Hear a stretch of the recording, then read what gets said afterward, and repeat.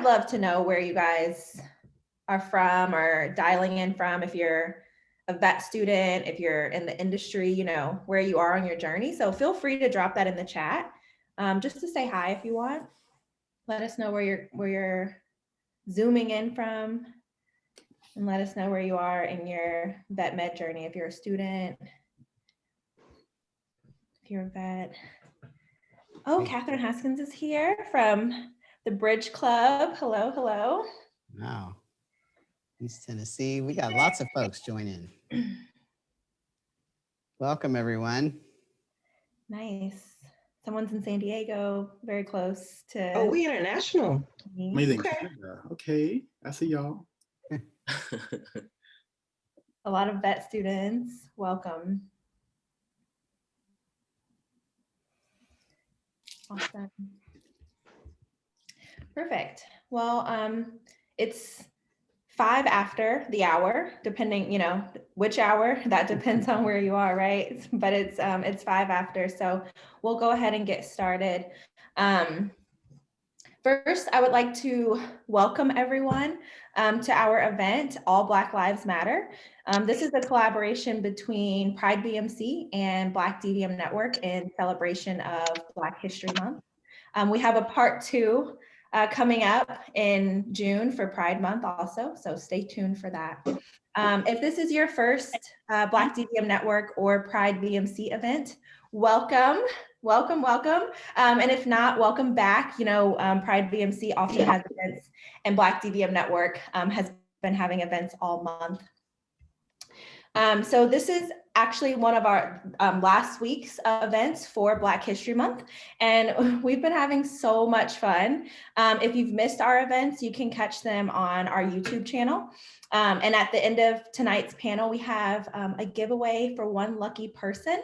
They'll get to go home with this calendar. And if you are not the lucky person, feel free to purchase this calendar from our website.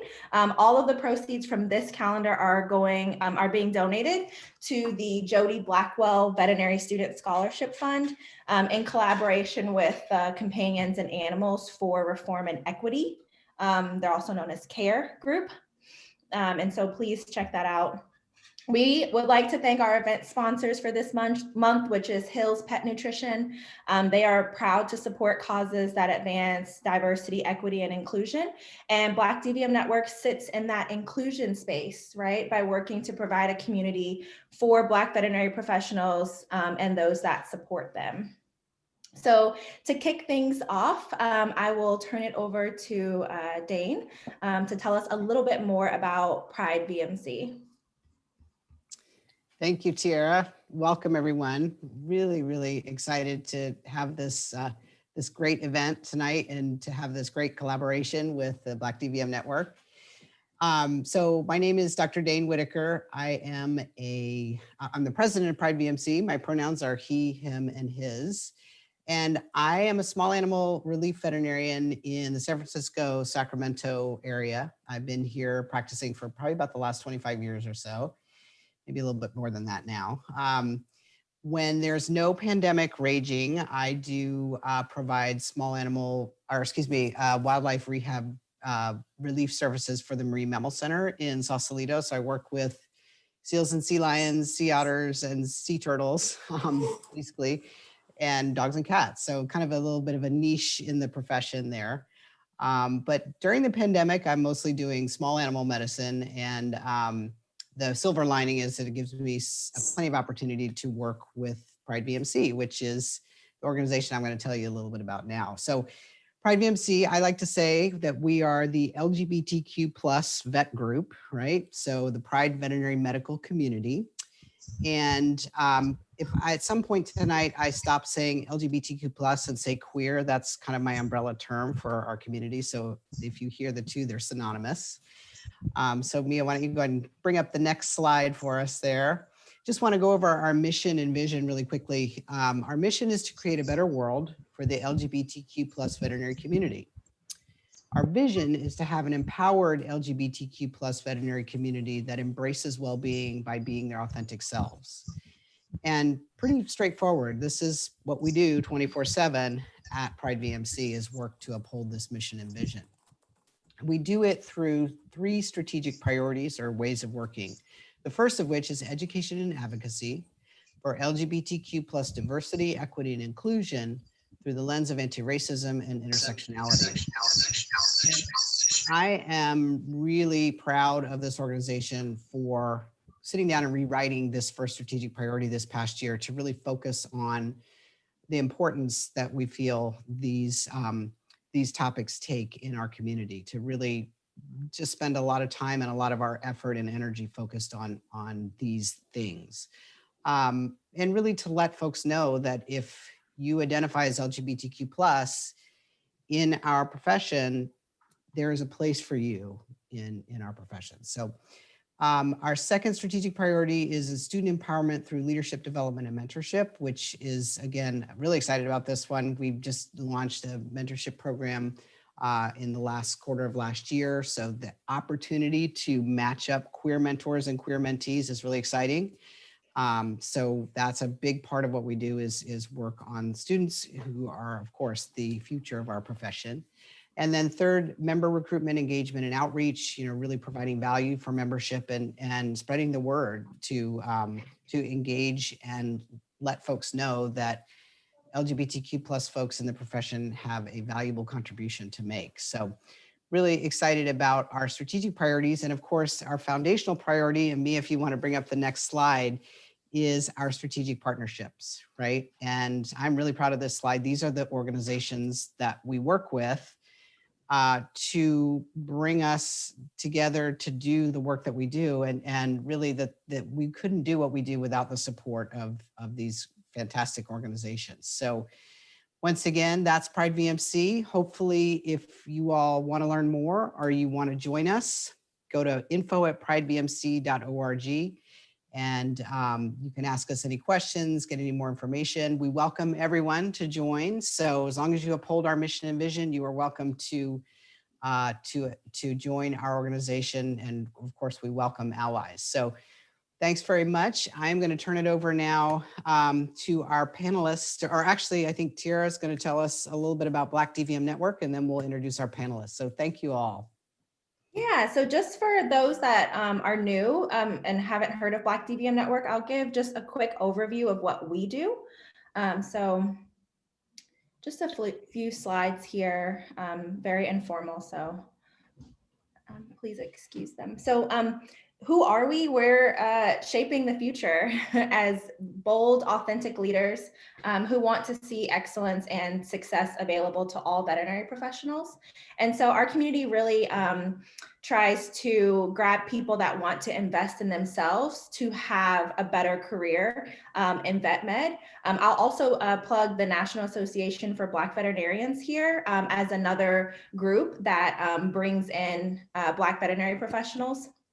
And they have their own strategic goals and stuff like that, but they're another group that's available to the Black community. And so we're here to show you guys what veterinary medicine has to offer for people that look like you, for people that you can relate to. And we offer events from medicine to entrepreneurship, professional development, wellness, and financial literacy. Those are our focus points. And we believe that those areas will really set people up to be the most successful that they can be in vet med. And so our membership, we have membership for Black veterinary professionals and non-Black veterinary professionals. And for our members, we have created a safe space for them to build meaningful relationships with people that are similar to them, that think the same way as them. We have monthly sessions similar to these, monthly events to meet members and build connections.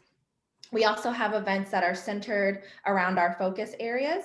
And, we hope that you can find someone that you can connect with and maybe find as a mentor to help guide you in the way that you want to go. And then, of course, we have membership perks like discounts on our merchandise, on vet med courses, and other pet related things. So that's just a quick overview. of Black DVM Network. And if anyone has any questions, please feel free to chat me or feel free to visit our website. And that's I'll put it in the chat. I won't even say it, okay? So that's us. But on to the main event, which are our panelists. And so we'll let them introduce themselves. And maybe we'll start with Marquis. Well, hello, everyone. My name is Marquis Harper. I am a first year at Virginia-Maryland College of Veterinary Medicine. I'm from a very small town in Henderson, North Carolina. It's like 45 minutes from Raleigh. A lot of people probably haven't heard of it. Yeah, from a small town in Henderson, North Carolina. I grew up there for majority of my life until I went to undergrad, where I went to North Carolina A&T State University, where I got my bachelor's degree and continued on to get my master's degree there. And started my first year at Virginia-Maryland, and that's basically me. Awesome. Thank you, Marquis. Kenneth, do you want to go next? Yeah. Hey, guys. My name is Kenneth Burris, and I'm from Silver Spring, Maryland, just outside of Washington, D.C. And I'm a third year, soon to be fourth year at Ohio State University College of Veterinary Medicine.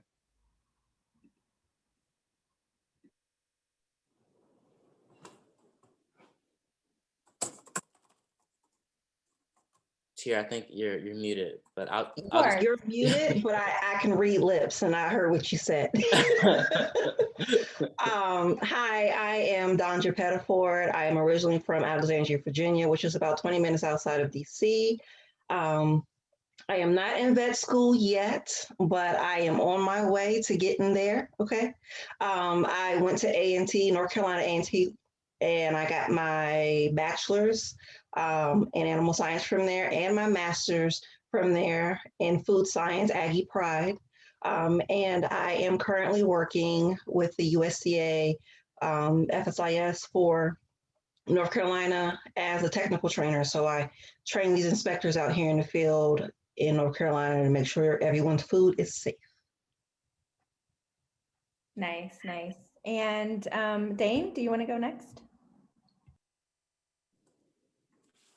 I introduced myself a little bit in the beginning, but I did forget to say one thing, which I think is important. I identify as a transgender man first, and secondly, as a transgender veterinarian. So I feel that having these opportunities to have these kinds of conversations with folks across the vet profession is really such an important part of what I do. And I'm just really excited to be here to have the opportunity to have these conversations with you all. So thank you very much for inviting, for you all being here, and for allowing Pride VMC to participate with you. So thank you. Yes, thank you. Thank all of you guys. Thank you all for this. So we have some questions that we're going to ask to our panelists to get started. But as you think of questions, if anyone in the audience has questions that they would like to ask, feel free to put them in the chat. And if the questions are coming in quickly and your question gets missed, feel free to put it in the chat again, because we do want to answer it. We just might miss it. So to get started, I'll pose this question, and whichever panelist wants to answer, let me know. As civil rights activist Bayard Rustin stated in 1986, Blacks are in every segment of society, and there are laws that help to protect them from racial discrimination. It is in this sense that the Black LGBTQ plus people are the new barometer for social change. Do you guys feel like this is true in veterinary medicine, and how so?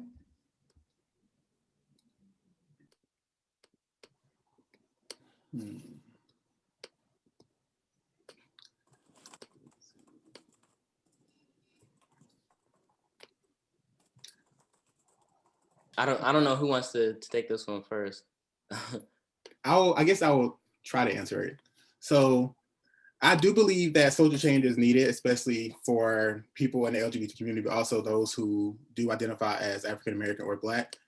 And when it comes to like LGBT in the field of veterinary medicine, I feel like it's not talked about enough, and that we do need to we are starting to shift to creating a lot of organizations that are geared towards supporting those who are African American but we don't have as many organizations that are being developed to support those who are part of the LGBTQ community. Based on the question, it says there are laws to protect against racial discrimination, which, especially in our times that we're going through now with like the Black Lives Movement and things, that's kind of, it's kind of here nor there. Like there are laws to protect them for certain things, but yet our people are still being racially discriminated or racially profiled. And when it comes to LGBT, I feel like when it comes to us, we always show up, right? So whenever there's some kind of like movement or some kind of like event that is going on that needs representation, the LGBTQ, we're always there on the front lines, but when it comes to vice versa, other individuals aren't there for us. So yes, I do believe that we are we are like really big into like social change because we're very loud. We say what we have to say, we say what we need to say, but it's hard to be us and be vocal when we don't have the same respect and stuff like that when it comes to our family.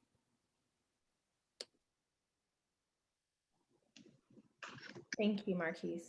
I would definitely agree. When you talk about Bayard Rustin, raise your hand if you know who Dr. Martin Luther King is, or you were taught who Dr. Martin Luther King is.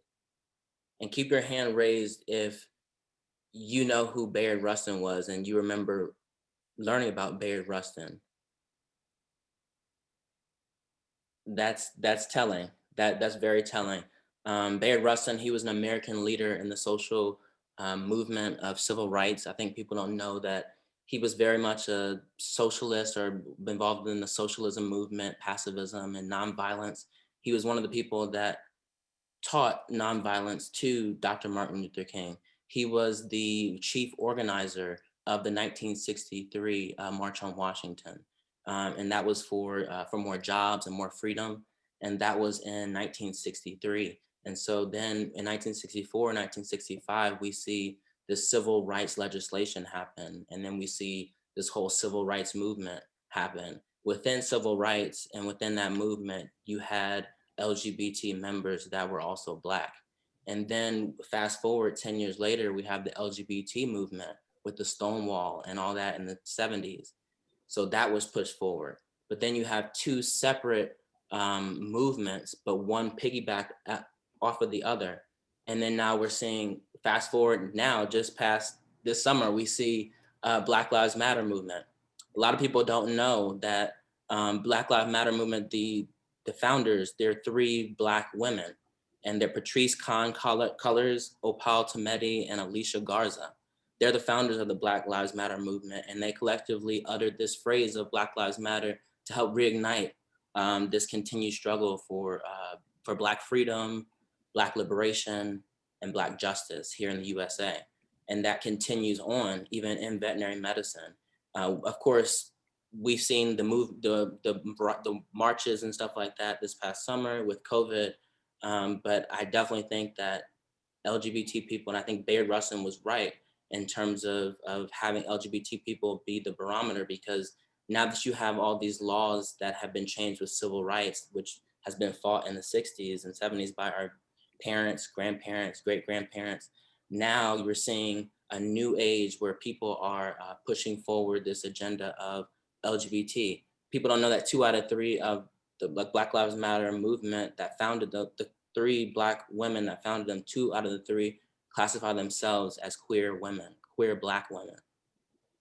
And so with that being said, of course, that whole igniting of this social liberation, this social justice is gonna be pushed, and we need to see, and we're gonna see that gay people, LGBT people are really the barometers, because we can see it even now with transgender people being killed.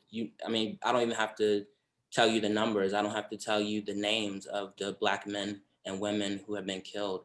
And we need to understand that it's a larger problem, it's a larger issue. It's not just on the veterinary medicine side. It's not just in schools. It's walking down the street. It's societal and it's systemic. And I think that it branches off from anti-racism and anti-homophobia. But I definitely think Bayard Rustin.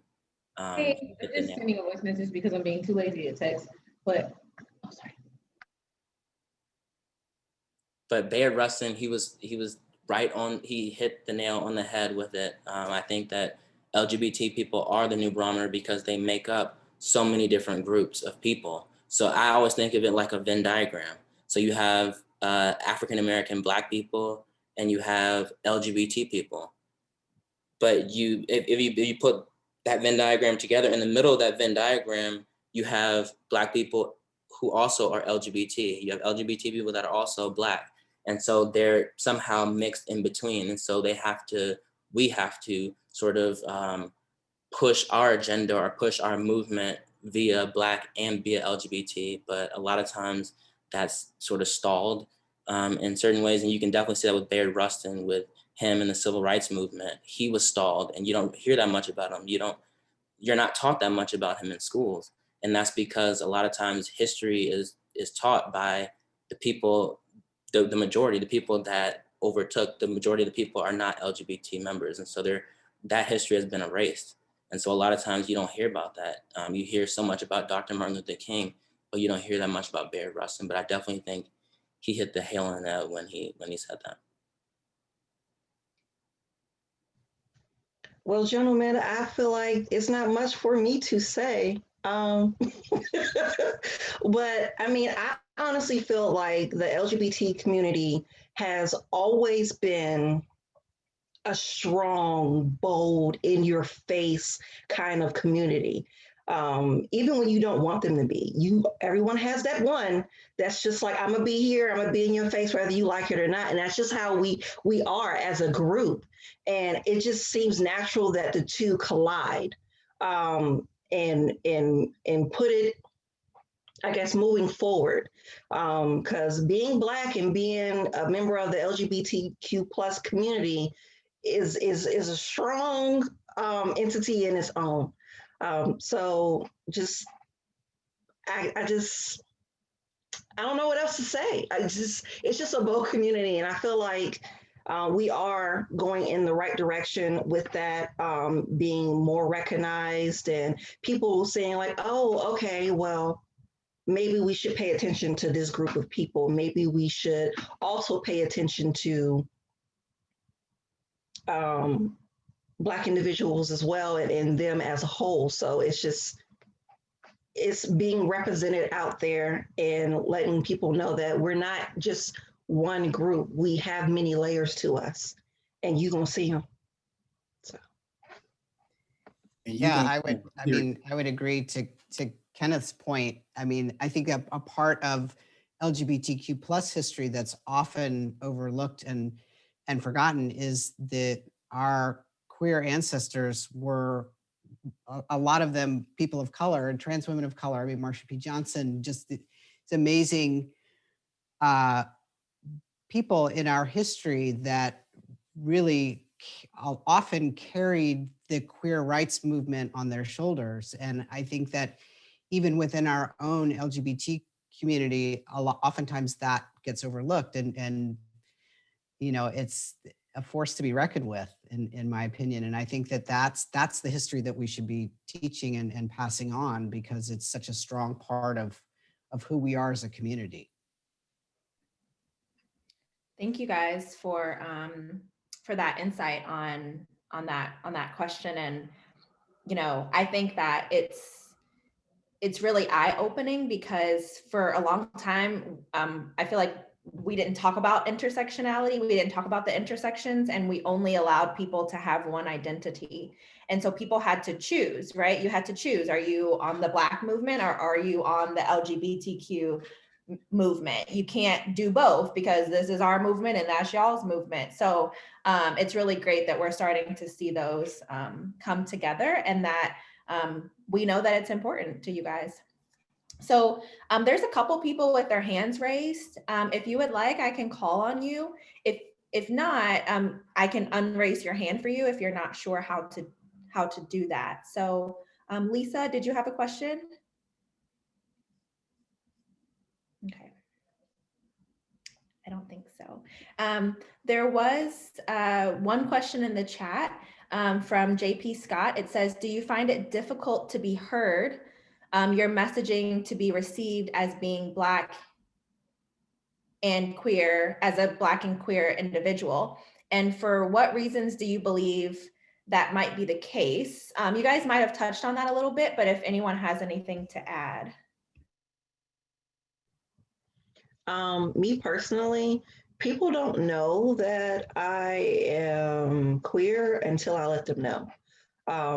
It's not something I wear, I guess you could say, as people think that you wear it when they say that infamous, oh, you didn't look gay, or you didn't look. I'm like, what does that look like? So most of the time I get my message across. It's difficult because you have to choose your words carefully, especially depending on the atmosphere that you're in. You don't want to seem too aggressive, and you don't want to seem too passive and make people around you think that they can just say whatever or do whatever. So you have to find that in between. Right now, the atmospheres that I regulate in, I don't find it hard for me to voice my opinion. I can see that they tiptoe around me, and I just boldly just say it out loud, to break the ice. But I don't find it difficult for me to say much. I don't really too much hold my tongue, but I am careful with my words so that people can understand where I'm coming from. I would add on to that. To the second part of the question is what are the reasons you feel this may be the case of us not being heard? One reason I feel as though one reason that I feel like is due to the fact that in these environments, there's not a lot of LGBTQ people who are as vocal and stand in their truth. So our voice tends to get drowned out just due to the low numbers of love who are willing to advocate for ourselves and stand up for change. I would definitely agree with both. I think that it's definitely difficult being an African American or Black person in veterinary medicine, and it's also hard being a member of the LGBT community in veterinary medicine. The numbers they show. I think back in 2012, I think the U.S. DVM students that were LGBT members or self-proclaimed LGBT members only made up about 6.5%. And so when you have such low numbers, it's kind of hard when you're just trying to get through you're just trying to be a doctor and get through and become a veterinarian, become the best veterinarian you can. It's kind of hard to fight and trying to teach everybody. It should be where it's already in the system, for people like a director of diversity and inclusion or something to sort of educate that population so that those low numbers, that 6.5% or that 2% of African Americans that are in vet school, don't feel like it's all on them to teach and to do and to tell stories and to try to educate the entire population to make their journey even better for everybody. I definitely think that it's difficult to be heard because there are stereotypes in both groups. So in the LGBTQ community, there's a huge like if you're a Black man, it's different. And LGBT, like people of color in LGBT community are victims of racism just as much as in the Black community. So I mean, you have both, and you have also in the Black community this idea of homophobia, and so homophobia is huge in the Black community, just like racism is huge in the LGBTQ community. And it's obvious. And I think that trying to juggle both and trying to tell people about both when you're juxtaposed with both is definitely a difficult thing to do, of course, in veterinary medicine. Yeah, I would say, that I'm often surprised by folks will ask me, in my various travels as Pride VMC president and talking to different groups about what it's like to be queer in vet medicine. And, folks will say, oh, well, are you still discriminated against? Like it's not a thing anymore. And it's just, that's always so shocking to me because I think a lot of folks, talk about not having your voice heard. If people don't realize that there's even discrimination still going on against gay people and queer people in vet medicine, compound that with all the other intersections, it's just, I think it can be really difficult to get that point across and to kind of educate the profession, right? To educate the folks out there, to let them know that, yeah, this discrimination is still going on and it's quite detrimental. And that's just one of the many reasons why I think the work that we do is so important as an organization, is to make sure that not only our own community knows, but the whole profession knows that if you're queer and you're in vet med, there is a place for you and you have a valuable contribution to make to the profession. Thank you. Thank you for that. I think that, I got chills when Kenneth was talking about, being Black and experiencing homophobia, and then being LGBTQ and experiencing racism. And I'm like, I'm trying to do the math, like that's like a quadruple, like that's a huge whammy, right? Because where do you fit in? Like, not fit in, right? You don't need to fit in, but where do you go? And the fact that you guys are still huge advocates on both sides is so impactful to me. So I appreciate you guys for that. Dr. Grant has his hand raised. Is it okay if I unmute? Yeah, if you want to ask your question. Yeah, Tiara, you should just call me David now. I can't do that. You taught me like internal medicine. I don't know. No, you should just call me David. I agree with you when Kenneth, when you just said that, when you just explained homophobia within one group and racism within another. After you said it, it seemed so obvious to me, and yet it really was powerful when you said it, and kind of eye-opening. But what I wanted to ask is, you mentioned 6% of vet students in a survey identified as being, somewhere within the LGBTQ spectrum. Do you think, and this is for anybody, do you think that that's underreporting, people being afraid to identify that way? Because one of my roles in my academic job is to be a diversity advocate, and our university certifies some of us as being safe zone certified, meaning that we're here to support and help folks that are experiencing racism or gender identity discrimination. And my sense would have been that more than 6% of my students are in the LGBTQ spectrum, just from talking with them, hearing their friends talk, overhearing conversations, things like that. So I'd like to hear what other people think. Yeah, I definitely agree with you. I think that number is underrepresented. And that number was taken from Navigating Diversity and Inclusion in Veterinary Medicine, which is back in 2012, I believe. But even if you have a survey, you're going to have underrepresentation of people because people are scared. They don't want to disclose that. And LGBTQ is questioning too. So a lot of questioning people don't want to report that. And so a lot of people that are in transition or questioning, they don't want to put that down on a piece of paper, especially when they're going through a rigorous program like veterinary medicine. There's so many other hurdles and issues and problems that we have to jump through. Why make it that much harder for us and make another hurdle for us? So I love that you're in diversity. I'm actually on the diversity committee at Ohio State Vet Med. And I've been doing D&I work for a little bit since I was in high school. I was president of the Black Student Association at Georgetown Prep. And then I went on at Tufts. I was the vice president of the Minority Association of Pre-Medical Students. And I went on to a HBCU for my master's. So like race and ethnicity and diversity, inclusion, those are all near and dear to my heart. So thank you for talking about that, David.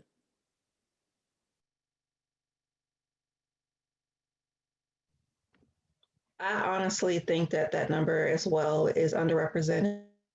A lot of people just don't want to put that out there. Just like Kenneth said, like it's just something else for someone to look at you sideways for, or to be like, well, I don't know if I trust your judgment doing this or doing that. I'm like, that doesn't equate to my knowledge of this particular subject, but they hold it up there and they hold it over your head like it's something that you should be afraid of.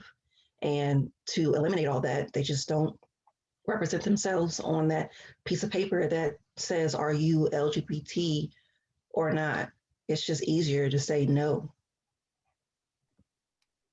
Yeah, I also agree with everything that's been said. Like a lot of people may be more hesitant or more timid when disclosing the information because they may feel like they may be cutting themselves short when it comes to opportunities, just because you never know who's going to be looking at that and who has any type of biases towards you.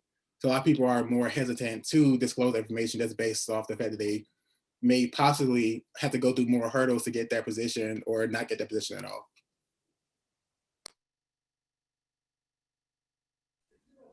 That's why it's so important that we get those options for folks to declare their pronouns on admittance forms to vet schools. That's why it's important why we put pronoun options on job applications. And, you know, every time that happens, we just get a little bit closer to folks being more comfortable. I mean, I can tell you when I applied to vet school in 1989, I was way in the closet. There was no option for self-declaring on the vet school application. When I applied to the MPVM program at UC Davis in 2015, there still were no pronoun declarations on the application, but they did ask me, what diversity can you bring to this program? I mean, nobody in a professional context had ever asked that before. So I came out as trans on my application to a vet school program at Davis. I used my transness as an asset, and that never would have happened, you know, 25 years ago. So we've come a little way, but we still have a lot further to go. And that's, you know, I think that eventually maybe those numbers will be accurate, but I would agree with everyone else. They're well underreported at this point. On a related note, just simply, is it helpful? I see some people like my friend Mia here has her pronouns listed on her Zoom name. I mean, is it welcoming enough and important enough that I should just go ahead and do that all the time? Absolutely. That's the first step, right? That's how you show up as an ally, is you're willing to take that step. Yeah, I do when I contact students sort of for that intentional purpose, but not all the time, but it's simple enough. I'll do it. Yeah, that's a good thing to note is the pronouns, and Mia is so amazing about it. I don't have my pronouns here right now. Dane does, and but my pronouns are in my email signature, and that is one to show people like that I'm an ally and that you know, I want other people to be comfortable and, you know, all that. But then the other thing is, like, sometimes people call me Mr. and I'm like, okay, like that's not like, you know, so pronouns are really important. Like, even if you feel like they're obvious, it's sometimes it needs to be stated, like they should never be assumed. So I'm glad that we got to talk about that. I'm going to take one question that we have and then come back to the questions in the chat, just so that our panelists can talk about some things that they, you know, they might want to talk about. And so Marquis, this question is for you. Do you feel supported as a Black male in veterinary medicine? One. And then do you feel supported in your intersection of a Black male who happens to identify as a member of the LGBTQ community in veterinary medicine? So to answer the first part, as a Black male veterinary medicine, I do feel supported, but not more of like on an academic level. I was always told coming into veterinary medicine that it's going to be a very different field coming from two HBCUs, that you're not going to have, it's not going to be as easy to find that support system that you had when you did go to my undergraduate Master of college. So when I started, prior to starting the vet school, I made sure that I contacted a few veterinarians and stuff. So I knew that if I ever needed something while I was in vet school, if I was like down or if I like needed some help figuring out certain studies, I can go to my list of contacts and find that veterinarian who I linked up with for support. So that was kind of my support system coming into veterinary medicine. As it relates to LGBT and veterinary medicine, I don't feel as supported, and I said this previously, just because we don't have those safe spaces for us. Like, we do have safe spaces, like we have a lot of different organizations that are being created that are, like you said previously, you have to kind of choose, are you going to be like a part of the LGBT or part of the minorities group? So we have a few of those that are being made. So being the fact that we don't have as many of these organizations that are geared towards LGBTQ, we find ourselves merging into those groups that are for like the minority. So now we're fitting this mode of picking that side of being the minority or the African American group, which we still have our guard up because yes, we are comfortable. Like I can put like that layer when it comes to my Blackness, like that's safe because I'm in that space where I don't have to feel like I am discriminated against because of my race. But when it comes to my sexual preference, I still have that guard up because what if I'm now discriminated against in this space because it's not the safest space for me being I am a part of this community.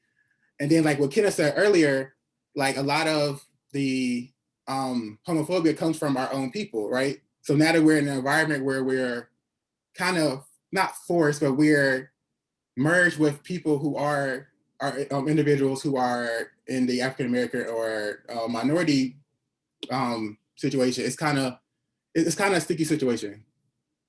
So as a male in veterinary medicine, for the most part, yes, but as a Black male in veterinary medicine who identifies as LGBTQ, not so much. Gotcha.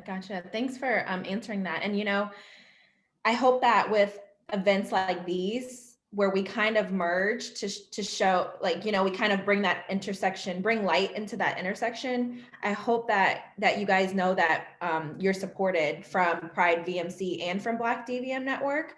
But at the same time, I totally understand that maybe even just the merging of the two still doesn't provide you with enough support for who you want to be in that intersection.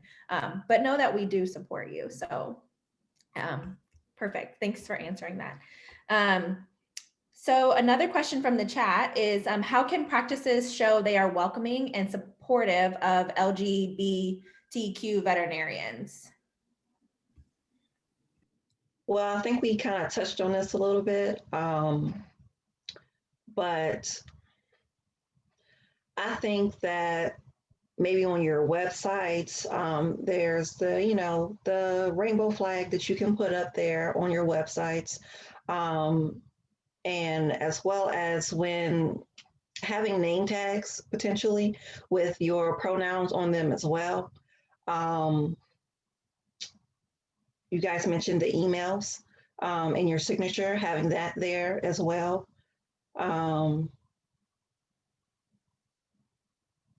Well, those are only ones I can think of right now.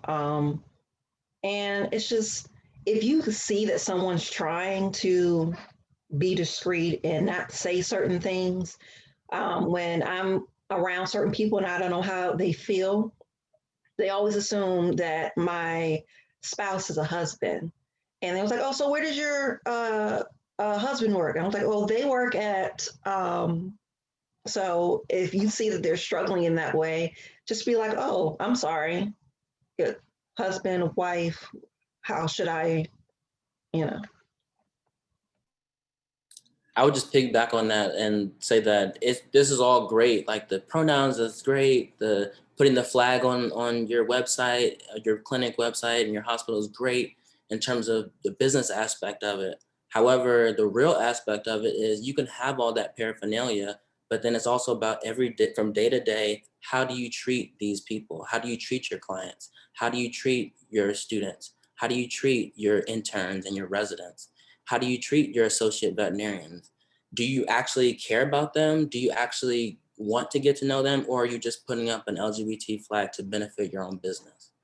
We were taught, I did a business minor here at Ohio State at Fisher College of Business. And then one of the major things that they taught us, which seems so simple, but it's culture. Culture is everything. And that goes with inclusion. If you don't have a culture that people feel included, they're not gonna come to you. So business-wise, you can say bye to your clients. You can say bye to your dogs, your cats, your horses, everything. If you don't treat your clients with respect and actually have empathy for them. Putting up an LGBT flag, that's great. The pronouns, that's great. But it's also, at the end of the day, it comes down to how do you treat those people, those marginalized groups of people? Do you treat them the same as you would a white male? Cis white male, do you treat them the same or do you treat them different? And if you treat them different, that's a problem. And you need to reimagine that and think about that before you just post up a LGBT flag thinking that, which is great, or putting pronouns, that's great, but do you actually get the pronouns correct? Are you put like your money, does your money match up to your mouth? Anyone can pay for a flag. Anyone can pay for a pen that says he, she, they, them, but are you actually doing it each and every day? It's the work that you have to do as being an anti-racist and an anti-homophobic person. Thank you. Yeah, so many times, when I've spoken to students at different different universities, different vet schools about, issues that they've had because the vet school was touting their supportive policies and, oh yeah, we're really diverse and equitable and inclusive and we create this great culture. But then when it comes right down to it, they're not backing up, that the students were having issues and contacted our organization because something came up where they didn't feel supported, or there was a faculty member who was, giving somebody a hard time or whatever it was. So it just really illustrated to me that, that people, like you say, they're not putting their money where their mouth is. And that's what allyship is about. It's one thing to say you're an ally, but you're not really there unless you're willing to take that extra step and call out the microaggression or correct someone when they use the wrong pronoun, or, call someone out for saying something racist. I mean, that's what allyship is about. And that's where that you're creating that culture and, sticking up for and standing up for folks who do not have the same privilege that you do. Awesome. As an ally, one of the things that I try to do outside of pronouns in my email signature is I use the word partner, especially in the workplace when describing my partner. And I think that again, in my head, I feel like it's creating an open space. And, we had a conversation at work the other day and someone said, yeah, he kept saying partner. He kept saying partner. And I was surprised when he had a wife. And it's like, and that's exactly why everyone should be using the word partner, right? Because that when someone says partner, that shouldn't like signal to you that they're a part of the LGBTQ community. That shouldn't be a way for you to find out and figure out a way to discriminate against somebody. And so using, all of these ways that we can kind of, show that we're all in this together, I think are great ways to be an ally. And so I've tried to practice, saying my partner. And a lot of times people are like, what does that mean? And I'm like, it means my partner, right? So awesome. Let's see, we have a couple of, there's a lot going on in the chat. I might have missed a question, but I'm gonna scroll up for it. Okay. This is from Morgan Miller. Do you find it hard to educate / create space for yourself or your peers on being Black or being queer? And we kind of touched on this a little bit, so maybe one person can take that. I just this is Morgan. To clarify my question, because you guys have said a lot of interesting stuff. For me, being queer, it wasn't super hard for me to come out. And you guys have all kind of spoken on this fact of being queer has been a really large adversity for you and having to define that for people. And then you guys have this added level of the fact that you guys are, at most vet schools, one of the only 2 or 3 Black people in the room. So I'm just wondering if it's harder for you to be one of the few queer people or one of the few Black people. And what's that been like for, educating your peers on those identities?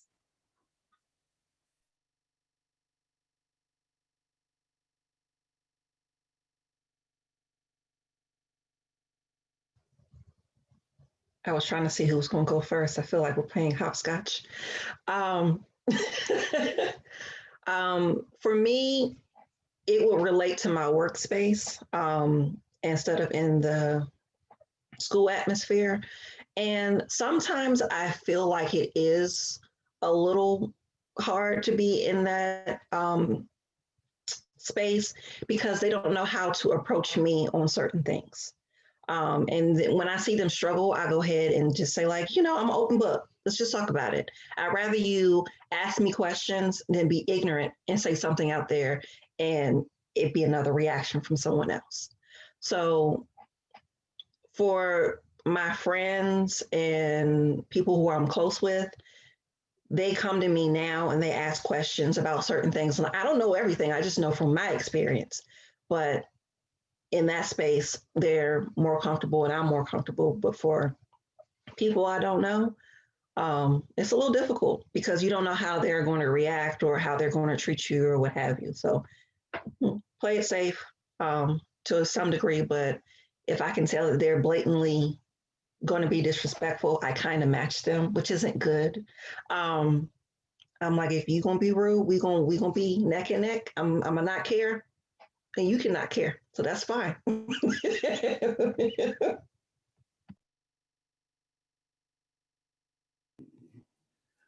From the academic standpoint, I try to spread news whenever there's any kind of LGBTQ event to my classmates because I am like the class president of my class. So I do try to send out all those updates to my class. And then I have a lot of, thanks Tiara, and I have a lot of like people who email me and they say, oh, they're allies, they will love to come. Is this only for LGBTQ people? And I'm like, no, it's welcome for everybody. Everybody can show up. And then when it's time for the meeting, they don't show up.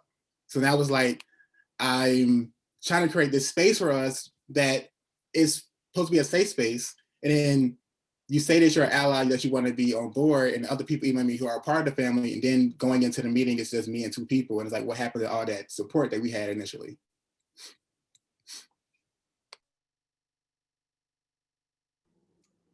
I definitely agree with that. I think it's 8 o'clock. Sorry, at at Ohio State, I'm on the diversity committee, and we created these affinity groups, and one of them is Dr. James H. Bias Affinity Group, which was based off of Dr. James H. Bias, who was the first African American male graduate at Ohio State College of Veterinary Medicine. And there's a bunch of history if you want to look that up. But there are a lot of different affinity groups that we formed. We formed a Latinx affinity group. They have a women's affinity group. They have a first time in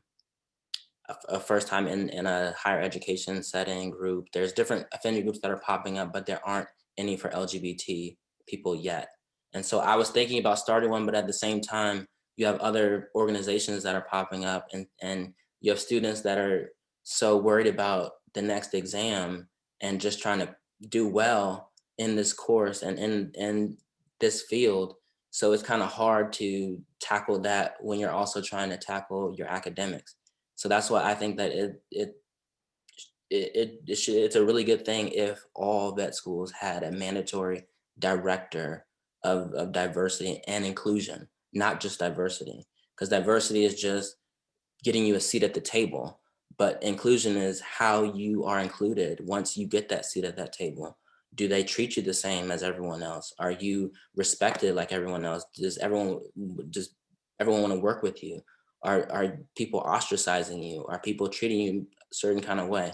So I think there's so much going on in terms of academia and vet students. I know, especially at Ohio State, that it's kind of hard to juggle both. And unless it's a mandatory thing like a professional development or a director of inclusion and diversity that comes in and actually teaches the students like it's a class, not like it's an extracurricular activity that you can opt out of. Awesome. Thank you guys. We have two people with their hand raised, so I will call on Kelvin Moore first, and then Dr. Grant, if you have a question. David, we'll come to you.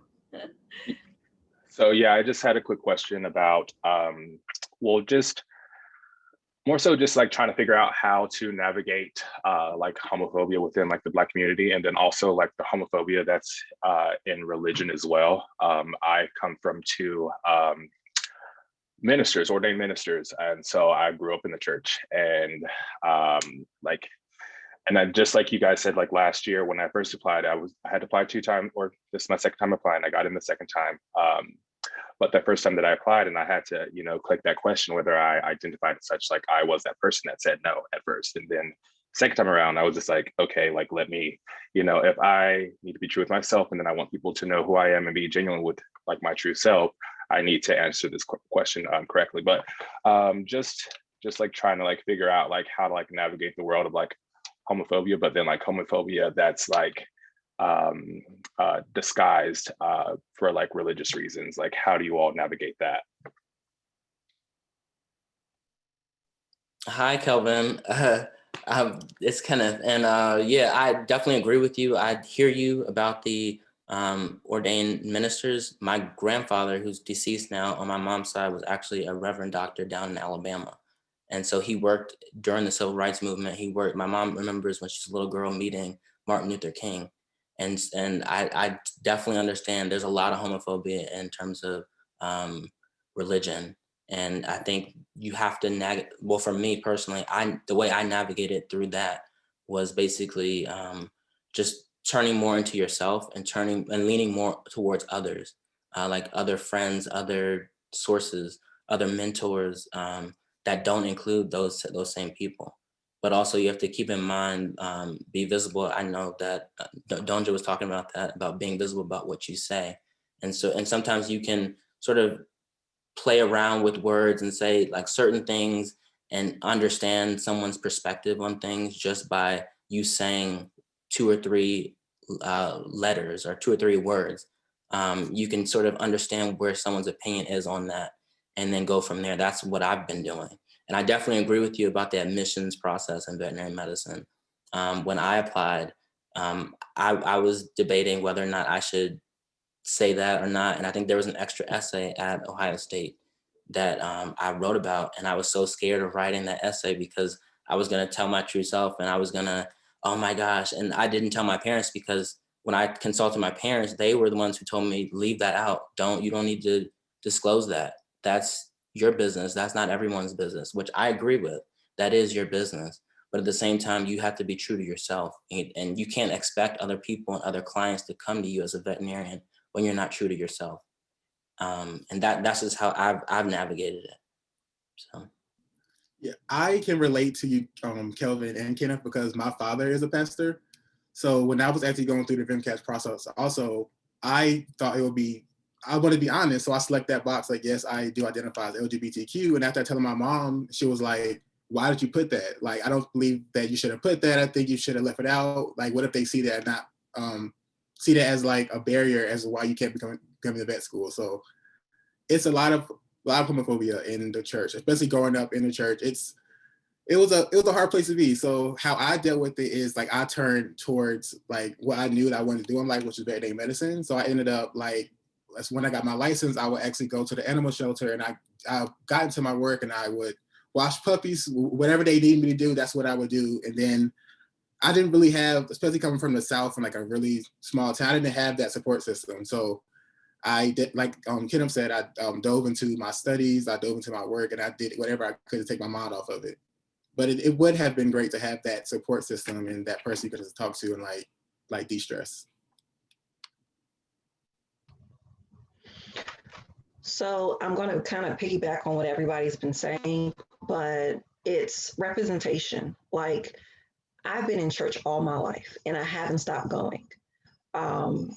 And when I came out to my mom, of course, there was a big thing about it, but she realized, oh, she didn't stop going to church. She don't love the Lord less, or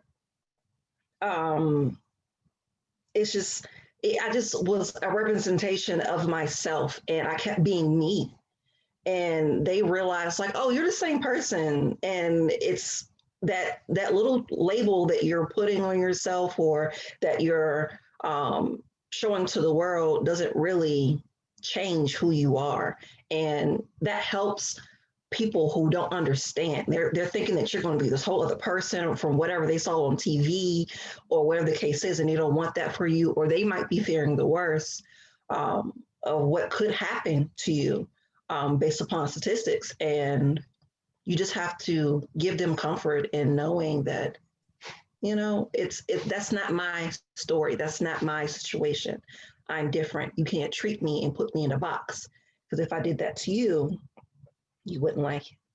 So Thank you for those answers.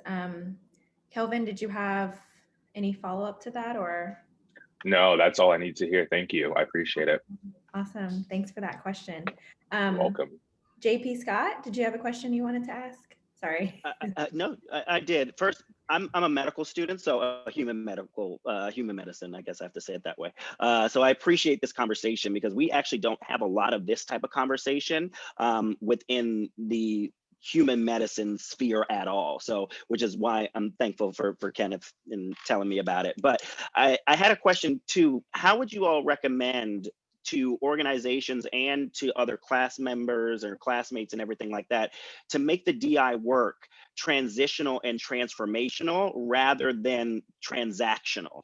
Because typically when we talk about DI work, you look at it with the numbers, you look at it in the statistics, and that's what people focus on. But we know that in the research that it doesn't do anything for anybody to, for example, with domestic violence, to just hear numbers, that you need to hear the stories and superimpose that upon the numbers to actually make it a part of change. So my question is, how do you make that change happen within, you know, your organizations, you know, in the organizations, but also how do you do that amongst your peers and the people that you're working with?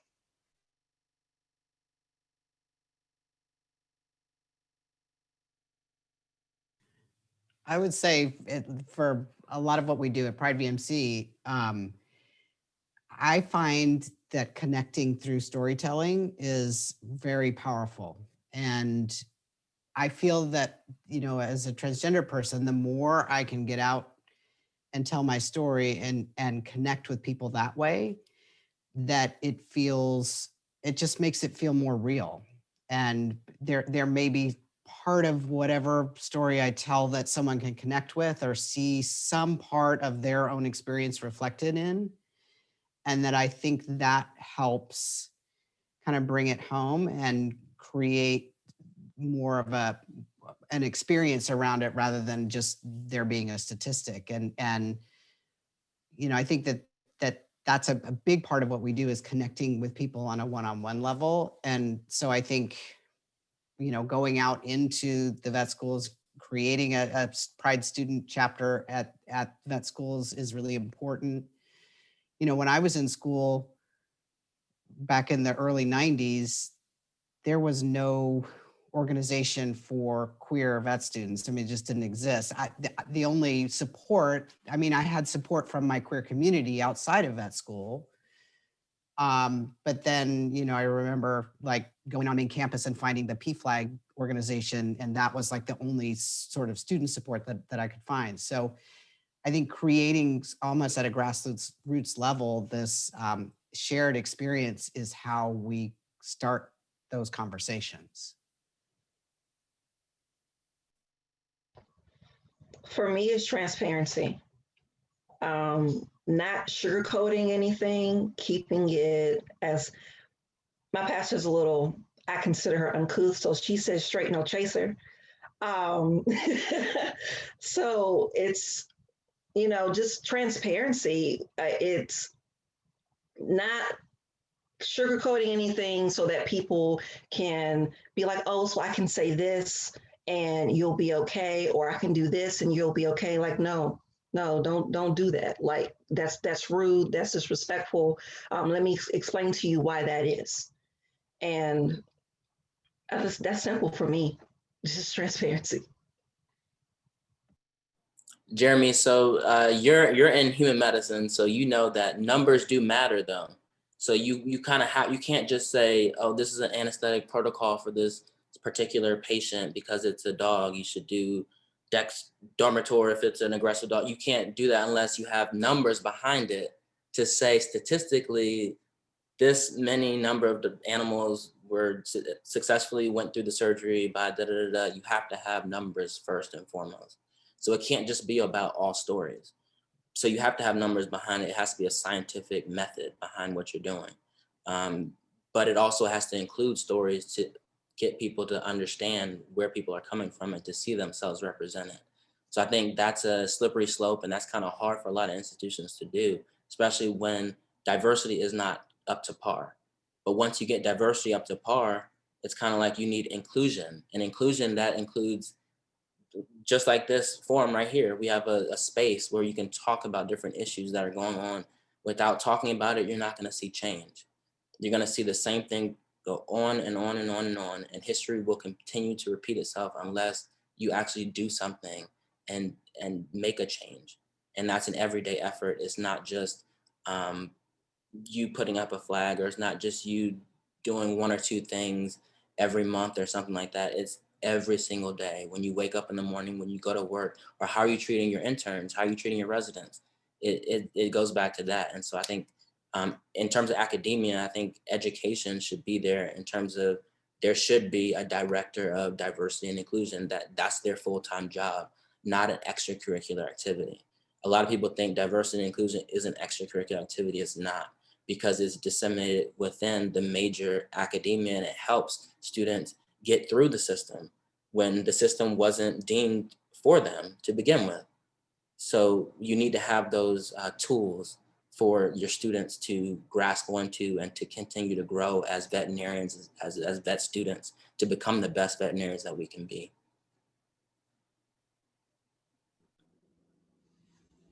Awesome. Thank you for that question and those answers. I will say that I heard Dane give a talk at the AVMA convention once, and that was a real turning point for me. Like, he shared his story, and that really changed the way that I viewed things. And so I was very grateful for that, because as someone who is cisgender, it didn't cross my mind until I heard his story that there was this other problem in vet med, right? Like, I walked in the room like, yeah, ain't no Black people in vet med, and I want to talk about it. And then Dane gets up and tells his story, and I was like, oh wow, like, there are other issues that I am not aware of because I don't identify in that way. So so the stories are really important. We are about 12 minutes past the hour. Is there, maybe one last question that we want to take? And if not, maybe we can let our panelists leave us with some closing words. Okay, so someone got their question in really quick. It says, to a degree, it is institutional acceptance and change, but I think a larger part is societal acceptance and change. And then how, with the question mark. So that's a big question, but maybe you guys have some thoughts on that.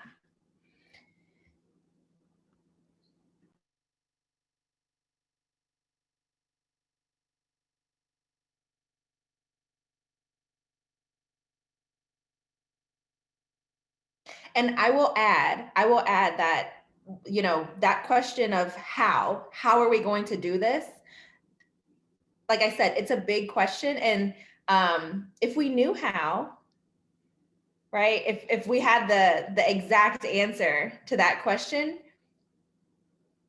maybe we'd be doing it. So it's a tough question. So I'm gonna let you guys, weigh in on that. But I do, want people to realize that when people ask, like, how do we fix this problem?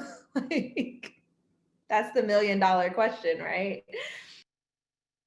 So I double majored in biomedical engineering and sociology when I was at Tufts University for my undergrad. So sociology and society and all that stuff is near and dear to my heart too. So society, you're not going to see changes really in society unless there are changes that occur. And we see that systemic and institutional, we see that institutionally and systemically as well, where there are barriers, where it's hard to get anything to change. But it's also about society dealing with those issues and bringing up those issues and talking about those issues, and having laws being changed. The Equality Act is coming up. Have you read about that? Do you know what that is? There are different avenues to going about it. It's not just about the people. It's also about a system, and a system that has already been put in place long before we were even born. So it's all about us dismantling that system and dissecting it and learning about it and learning about our history and trying to make those changes. And I think it's not just a system and an institution that needs to change, it's also the individuals within that system that need to change and need to make that culture different and make that culture more inclusive for everybody.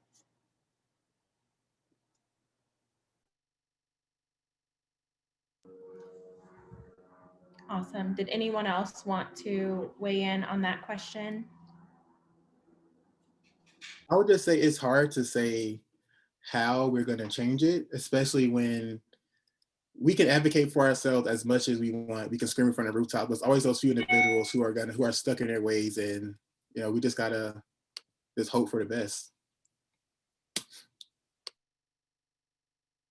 And I think we also need to understand that the majority of the population is not LGBT. The majority of the population is not African American or Black in the USA. In the USA. I'm not talking about other countries, I'm talking about in the USA. So if we don't make up the majority of the population, most of the time we're not the ones that are changing the laws. Most of the time, especially in history, we're not the ones that tell our history in textbook. We're not the ones educationally wise that teach the next generation. So racism, homophobia, those are things that are taught. And those things that are taught, they can be dismantled by those very people in that system making those changes every single day by implementing education within that system. And that's just a start to sort of chip away at this system that has already been put in place before we were even born. I was just going to add on to that by saying being present in every sense of the word, locally, in your own little communities, in your circles, when it comes to when you have to go vote, in every sense of the word, be present and understand the impact that you have on society. Do a self-check. Do I act like this to my allies? Do I, my wife is closing the door because I'm talking too much and she's trying to watch TV, I guess.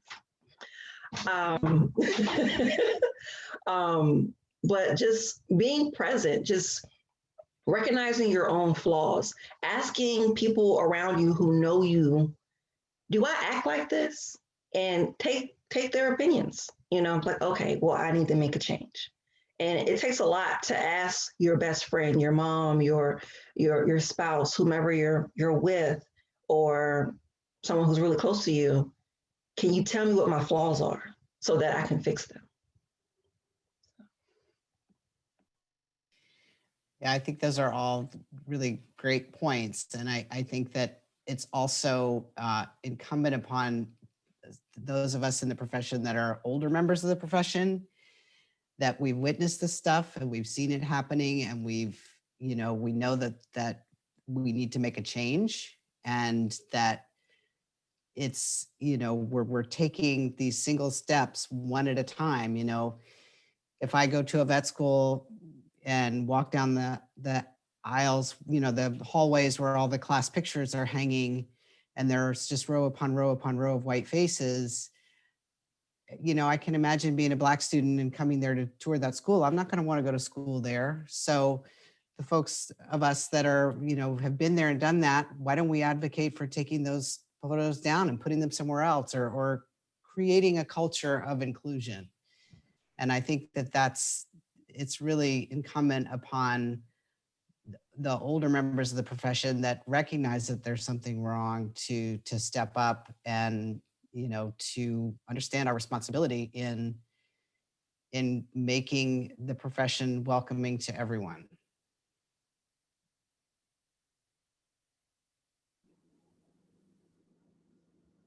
Awesome. Well, we'll take that as the last question, but I just want to give you guys, the panelists, the opportunity to maybe leave us with some closing words, something that you want everyone to take home. It can be brief, but just something that you want to drive home one last time for us. Mine's going to be short and sweet. I would just say seek the answers to the questions that aren't asked. It's hard to know what you need to do to be that ally, to do what you envision yourself to be if you don't dig deep. So that's my only takeaway. Yeah, I'll be short as well. I just wanted to tell everyone to continue to be you, continue to live the life that you love, continue to live to be you. Change is on the horizon and it will get better. Yeah, I'll just briefly say that I would agree that change is a constant thing, and it's always going to be a continual thing. It's a movement, and that there's this fight for Black Lives Matter and queer lives. Queer history is incomplete without Black history, and I think we have to pay homage to a lot of people that came before us, especially our Black queer members, especially those that created all these organizations that got all these things passed that allowed us to be here right now speaking. And so, yeah, it's about humanity and equality, and it takes all of us that participate in this to fight for equal rights for everyone, and that goes for Black people and queer people and everyone in between.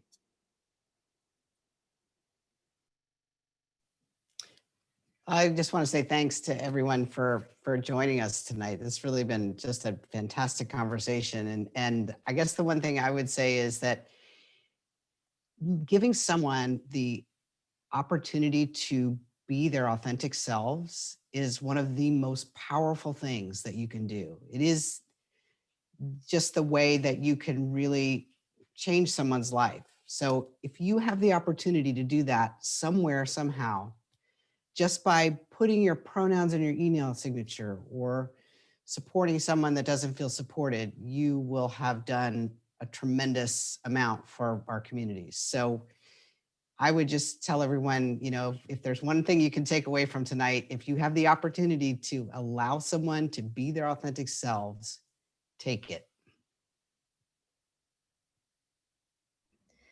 Awesome. Thank you guys so much to the panelists for sharing all of your experiences, for opening our eyes. I'm sure that every single person that was here learned something today, and that's important. That was the takeaway of this event.